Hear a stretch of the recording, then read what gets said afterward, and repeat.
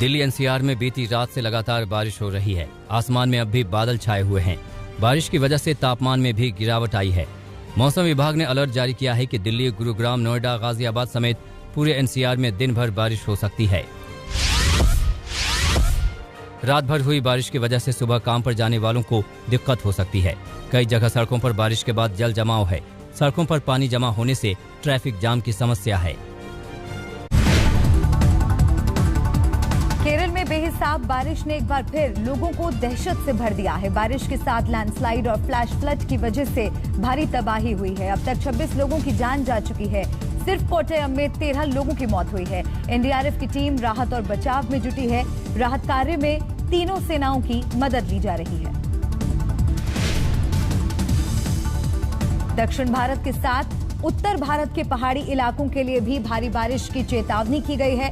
आज से 2 से 3 दिन तक चार धाम के साथ ऊंचाई वाले इलाकों में बारिश होगी। उत्तराखंड के चमोली में मौसम तेजी से बदल रहा है। बद्रीनाथ धाम जाने वाले सभी यात्रियों को रोका जा रहा है।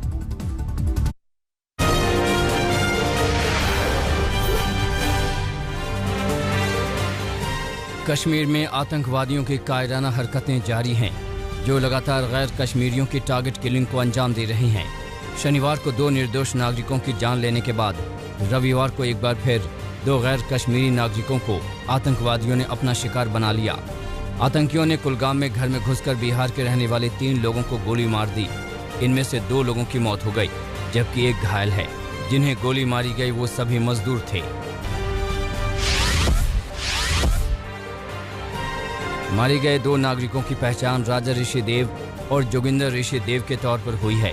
इस टारगेट किलिंग को 2 आतंकवादियों ने घर में घुसकर अंजाम दिया और अंधाधुंध फायरिंग करके 3 लोगों की जान ले ली, जिसके बाद पुलिस और सुरक्षा बलों ने इलाके की घेराबंदी कर दी है। लेकिन आतंकवादी घटना को अंजाम देकर फरार हो गए हैं। पिछले 10 दिनों में आतंकवादियों ने 9 गैर कश्मीरियों की जान लेकर अपने मंसूबे जाहिर कर दिए हैं। आतंकियों की इस करतूत के बाद सुरक्षा एजेंसियां और सुरक्षा अधिकारी कल बैठक करेंगे। इस बैठक में टारगेट किलिंग से निपटने के फॉर्मूले पर बात होगी। आतंकी हमले के बाद जम्मू कश्मीर के उप राज्यपाल मनोज सिन्हा ने बिहार के मुख्यमंत्री नीतीश कुमार से फोन पर बात की है। वहीं नीतीश कुमार ने आतंकी हमले में मारे गए दोनों मृतकों के परिवार को 2-2 लाख रुपए मुआवजा देने का ऐलान किया है। साथ ही भरोसा दिया है कि वो दुख की इस घड़ी में उनके साथ हैं। जम्मू कश्मीर में लगातार हो रही गैर कश्मीरियों की हत्या के बाद T20 वर्ल्ड कप में भारत और पाकिस्तान के बीच होने वाले क्रिकेट मैच के खिलाफ आवाजें उठने लगी हैं। पंजाब सरकार के मंत्री परगट सिंह ने कहा है कि ऐसे वक्त में जब पाकिस्तान प्रायोजित आतंकवाद सर उठाए है तो पाकिस्तान के साथ क्रिकेट मैच क्यों खेला जा रहा है। आतंकी हमले में मारे गए दुकानदार के परिवार वालों ने भी भारत पाकिस्तान के मैच को रद्द करने की मांग की है। अकेले परगट सिंह ही नहीं, केंद्रीय मंत्री गिरिराज सिंह ने भी कहा है कि ऐसे वक्त में जब लगातार आतंकी वारदात हो रही है तो पाकिस्तान के साथ क्रिकेट खेलने पर विचार करना चाहिए। बिहार सरकार में मंत्री नीरज कुमार बबलू ने भी कहा है कि पाकिस्तान आतंकियों को पालता है, वो पूरी दुनिया के लिए खतरा है, इसलिए पूरी दुनिया पाकिस्तान का बॉयकॉट करे। नीरज सिंह ने कहा है कि पाकिस्तान के साथ भारत को क्रिकेट नहीं खेलना चाहिए।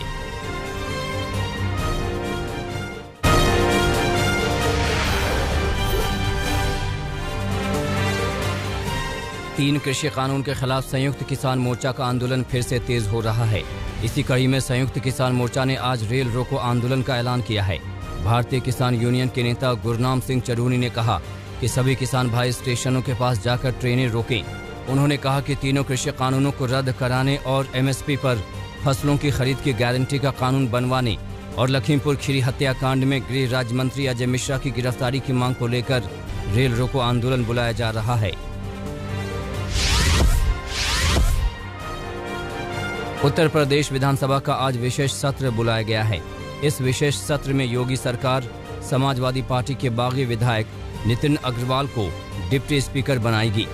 इसके पहले नितिन के नामांकन में खुद मुख्यमंत्री योगी आदित्यनाथ भी पहुंचे थे। सीएम योगी ने कहा कि बीजेपी संसदीय परंपराओं का पालन कर रही है। विधानसभा के डिप्टी स्पीकर का पद विपक्ष के लिए रिजर्व होता है। उन्होंने कहा कि हमने सबसे बड़े विपक्षी दल के नेता को प्रत्याशी बनाया, विपक्षी दल प्रत्याशी नहीं दे पाया। उत्तर प्रदेश के मुख्यमंत्री योगी आदित्यनाथ ने यूपी में दंगा कराने वाले लोगों को सीधी चेतावनी दी है।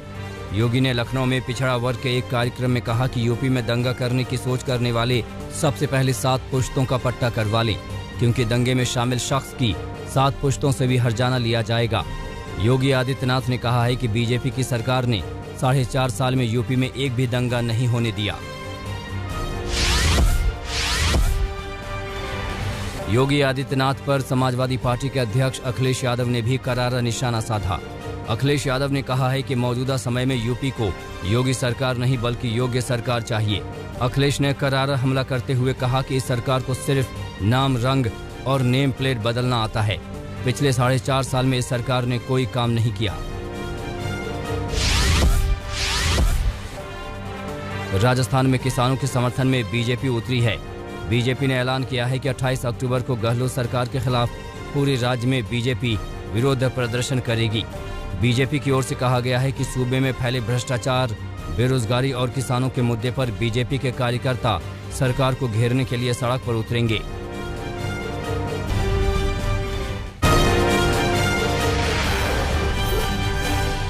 कानपुर में विकास दुबे की गाड़ी जिस जगह पलटी थी, ठीक उसी जगह पर हत्या करके भाग रहे 6 आरोपियों की गाड़ी भी पलट गई। इसके बाद पीछा कर रही पुलिस ने सभी आरोपियों को गिरफ्तार कर लिया। हत्या के आरोपियों के लिए गनीमत ये रही कि उन्होंने विकास दुबे की तरह न पुलिस की रिवॉल्वर छीनी, न पुलिस ने उनको गोली मारी।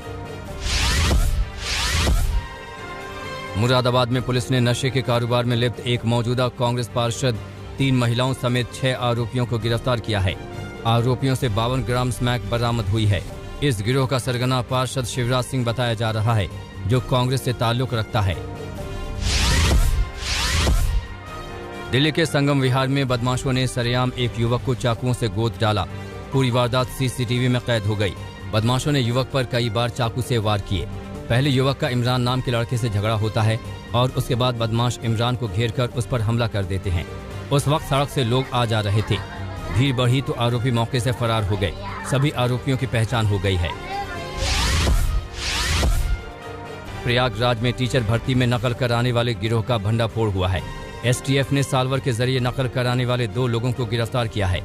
डॉक्टर केएन कार्जो इंटर कॉलेज के प्रिंसिपल राम नयन द्विवेदी व सहायक अध्यापक अशोक तिवारी को पकड़ा गया, जबकि 4 लोग फरार हैं। सालवर वीरेंद्र कुमार और गिरफ्तार प्रिंसिपल की बेटी आकांक्षा द्विवेदी फरार हैं। आरोप है कि प्रिंसिपल ने ही पेपर लीक किया था। मध्य प्रदेश में राजगढ़ में भाजपा के दिग्गज नेता रहे पंडित दीनदयाल उपाध्याय की प्रतिमा पर सियाही फेंकने वाले 2 आरोपियों को पुलिस ने गिरफ्तार किया है। सीसीटीवी फुटेज के आधार पर आरोपियों की पहचान की गई है।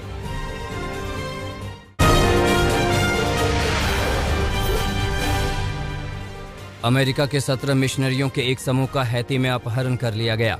ओहायो स्थित क्रिश्चियन एंड मिनिस्ट्रीज के मुताबिक अनाथालय से अपने घर लौटने के दौरान मिशनरियों का अपहरण हुआ। हादसे के बाद अमेरिकी सरकार के प्रवक्ता ने कहा कि विदेश में अमेरिकी नागरिकों की सुरक्षा हमारी पहली प्राथमिकता है।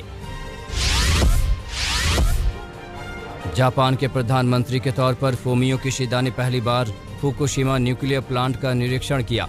10 साल पहले आई सुनामी में तबाह हुए इवाते और मियागी प्रांत का भी दौरा किया। 9.0 तीव्रता के भूकंप के बाद आई सुनामी में करीब 20,000 लोगों की मौत हुई थी। नॉर्वे के क्राउन प्रिंस हाकोन ने कॉन्सबर्ग हमले में मारे गए लोगों के परिजनों से मुलाकात की। नॉर्वे में लोगों ने तीर धनुष से हुए हमले की जांच के लिए स्वतंत्र जांच की मांग की। राजधानी ओस्लो के दक्षिण पश्चिमी शहर कॉन्सबर्ग में हुए हमले में 5 लोगों की हत्या हुई थी। बेरूत पोर्ट ब्लास्ट में मारे गए लोगों के परिवार वालों ने रैली निकालकर सरकार से इंसाफ की गुहार लगाई। रैली में जांच में जुटे जूरी जज तारिक बितार को हटाने की मांग भी हुई। अप्रैल 2020 में पोर्ट पर हुए धमाके में 200 से ज्यादा लोगों की मौत हुई थी। कोसोवो के प्रधानमंत्री एल्बिन कुर्ती ने म्यूनिसिपल चुनाव के लिए मतदान किया। कोसोवो में म्यूनिसिपल चुनाव में 19 लाख मतदाताओं ने वोट डाले। चुनाव के जरिए 38 नगरपालिका और 1000 टाउन हॉल के लिए जनप्रतिनिधियों का चयन होगा।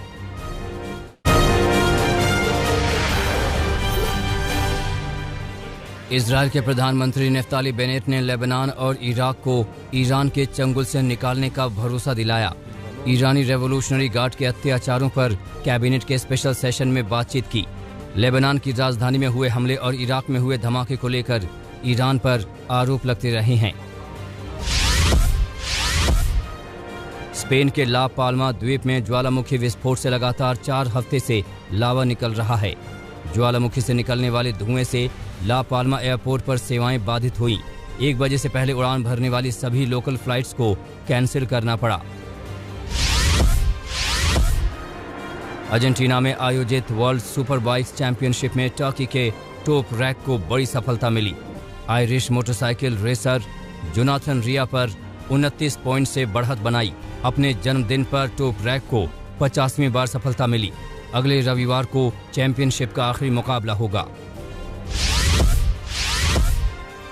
Indian Wells tennis men's doubles में स्लोवाकिया और ऑस्ट्रेलिया की जोड़ी ने जीत हासिल की। फिलिप पोलासेक और जॉन पियर्स को सफलता मिली। कड़े मुकाबले में रूस के एस्लान करात्सेव और एंड्री रुब्लेव को करारी शिकस्त दी।